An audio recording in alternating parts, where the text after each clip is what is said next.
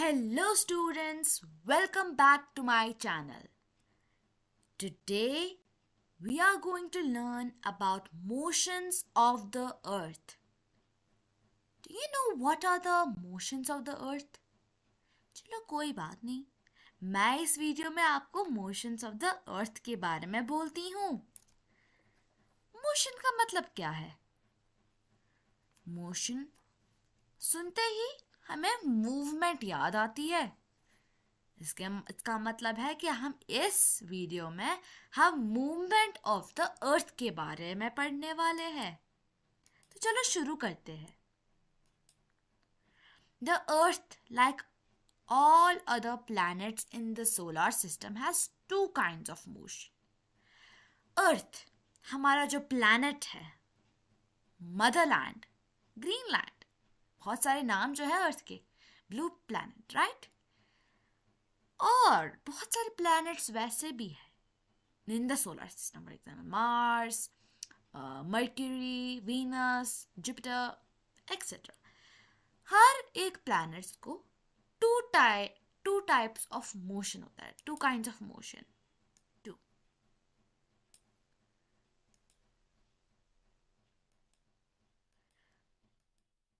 It spins on its axis. एक movement होता है वो स्पिन करता है ऑन इट्स एक्सिस, और दूसरा होता है जो goes around around the sun.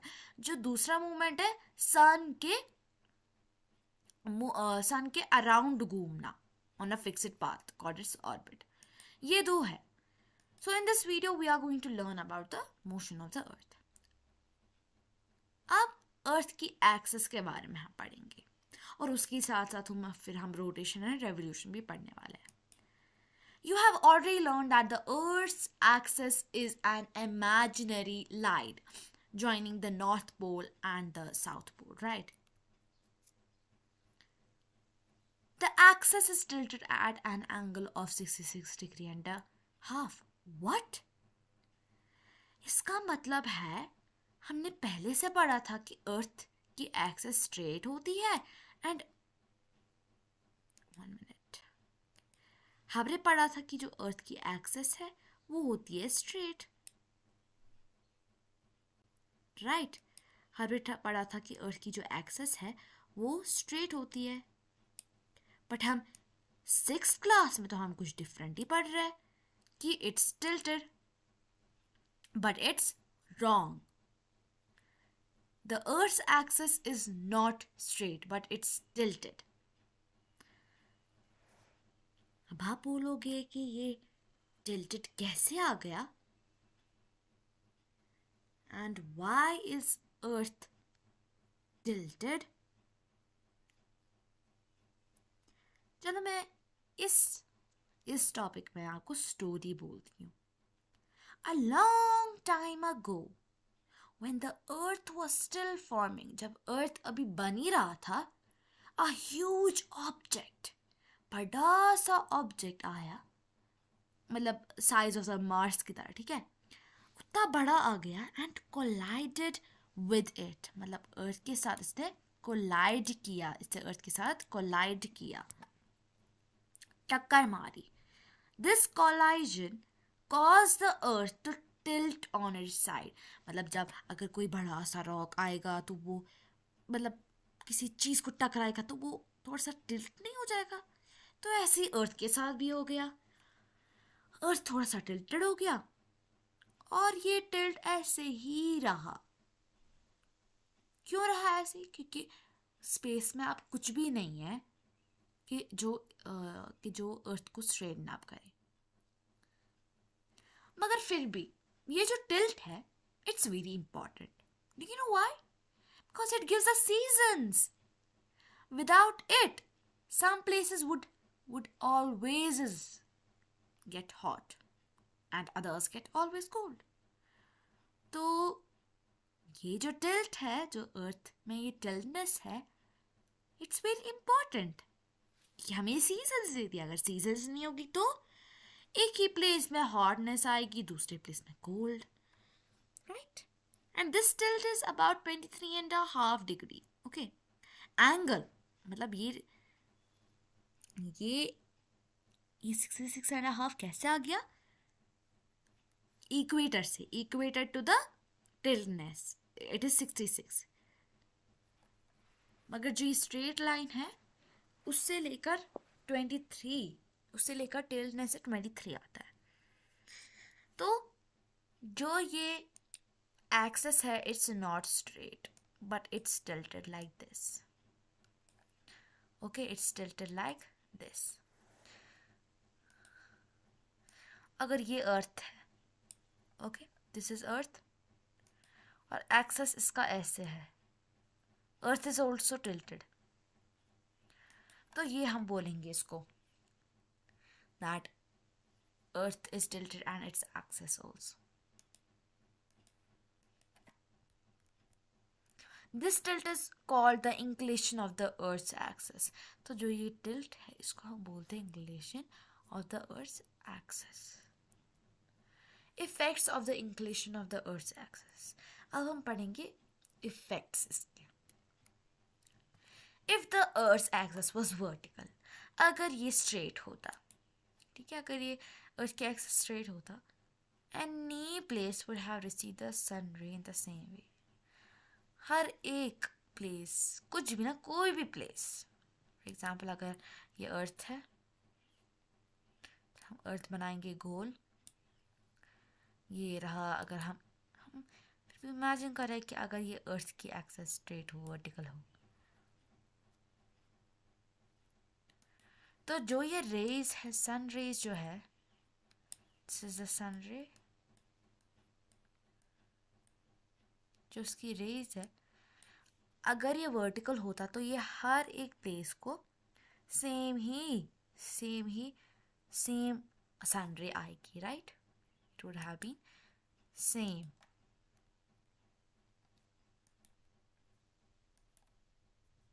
Thus the days and nights would have been of the equal length।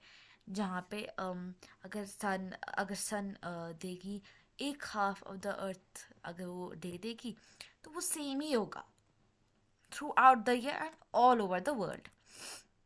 The earth is tilted at the same angle all the time। Because of this tilt, days and nights are not always equal। आपने कभी notice किया है कि जब summer आती है days are longer than nights? कभी notice किया है? और जब विंटर आती है nights are longer than days. पता ही नहीं चलता है कि डे कैसे गुजरता है, राइट? और जब नाइट आती है बहुत लंबा होता है, और समर में उल्टा ही है, समर में डेज जो होता है वो लॉन्गर है देन नाइट्स। अब या इस सेकंड पॉइंट में क्या बोल रहा है? The days and nights would have been of equal length throughout the year. मतलब अगर समर भी होगा, विंटर भी होगा, डेज अगर लॉन्गर होंगे तो लॉन्गर ही होगा, और अगर नाइट्स शॉर्ट होगा तो शॉर्ट ही होगा। दोनों the both will be same, but ये टिल्टेड है, that's why days and nights are not always equal. Summer में डेज क्या होता है? लॉन्गर, एंड समर में नाइट्स क्या होता है? शॉर्टर। विंटर में उल्टा ही है, nights are longer and days are shorter. Circle of illumination। The circle of illumination is an imaginary line that separates day and night। ये भी एक imaginary line है जो day and night को separate करती है, divide करती है। Since the Earth's axis is tilted, the line that separates day and night, that is the circle of illumination, is not straight along the Earth's axis। इसका मतलब है हमें आप पता ही है कि अर्थ की जो एक्सेस है वो टिल्टेड है, दैट्स वाई जो लाइन जो सेपरेट डे एंड नाइट को, that means the circle of illumination जो है वो स्ट्रेट नहीं है, बट ये भी थोड़ी सी टिल्टेड है। आप यहाँ पे देख सकते हैं दिस वन, ये इमेजिनरी लाइन है, this one, wait a minute, ये वाली जो है this one line, this line, इसको हम बोलते हैं सर्कल ऑफ इल्यूमिनेशन। जो यहाँ से डे लाइट है, right, this is day light, this is night time. तो जो ये डिवाइड जो करता है डे एंड नाइट को, जो डे एंड नाइट को डिवाइड करता है, उसको हम इस लाइन को हम बोलते हैं सर्कल ऑफ इल्यूमिनेशन। अब हम पढ़ेंगे रोटेशन के बारे में। The spinning movement of the earth on its axis is called rotation. अगर ये अर्थ है, अगर ये एक्सेस है इसकी, ये अर्थ है, राइट। चलो अब स्पेयर ही बनाते हैं।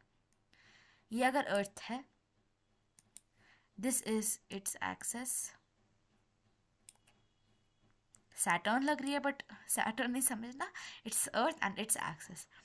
अगर ये है, जो जो ये मूवमेंट करता है, जो ये गोल गोल इस एक्सेस के थ्रू करता है, गोल round and round, the spinning, इसको हम स्पिन भी बोलते हैं। जो ये मूवमेंट है, इस मूवमेंट को हम बोलते हैं rotation.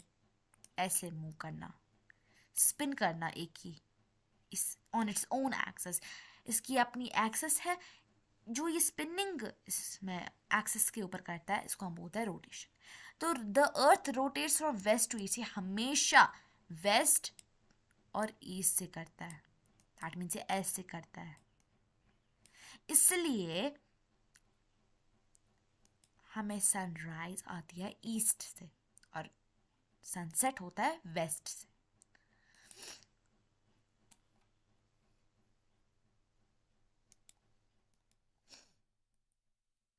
We consider this time to be one day. इस टाइम को हम बोलते हैं one day.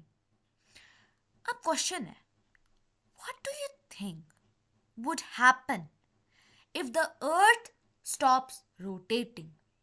अगर अर्थ ने रोटेटिंग स्टॉप किया तो क्या हो जाएगा? The answer is 1/2 of it would permanently be the daylight and becomes very very hot, और जो अदर साइड है वो परमानेंटली नाइट होगा एंड कॉजेस फ्रीजिंग कंडीशंस। आपको पता ही है कि नाइट में कितनी ठंड होती है, right? Can life exist in such conditions? ये आप लोगों के लिए क्वेश्चन है। ये इसका आंसर आप मुझे कमेंट बॉक्स में ज़रूर बताइएगा। Revolution, the movement of the earth around the sun। मतलब अगर ये हम मानेंगे सन है, ठीक है, अगर इसको हम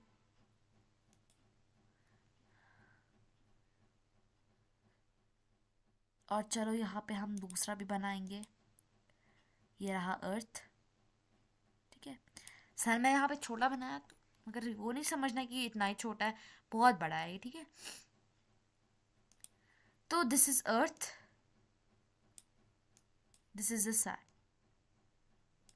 तो जो ये मूवमेंट करता है, जो अराउंड द सन जो ये करता है movement around the sun, but on a fixed part, ये नहीं है कुछ अजीब line, no no no, on a fixed path. एक फिक्स्ड पाथ होती है, उस पाथ से ये अगर अर्थ यहाँ पे है तो ये ऐसे नहीं हो सकता, यहाँ पे अर्थ नहीं पहुँच सकता, वरना सन के उतना करीब नहीं।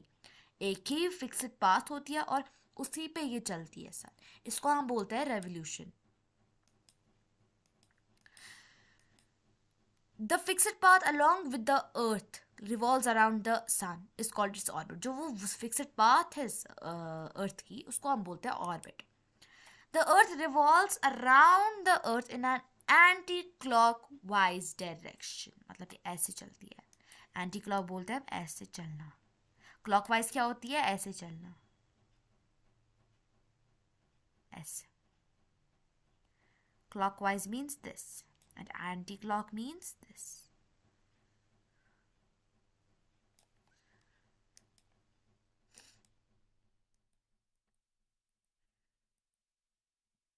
It takes 365 days to complete one revolution and this time is considered to be 1 year। जब 1 year आती है, इसका मतलब है कि जो अर्थ की एक रेवोल्यूशन जो ये कर रहा था रेवोल्यूशन वो खत्म हो गई है. That means 365 days having complete. ये जो अर्थ है वो फुल राउंड सन से किया है और इसको हम बोलते हैं 1 year.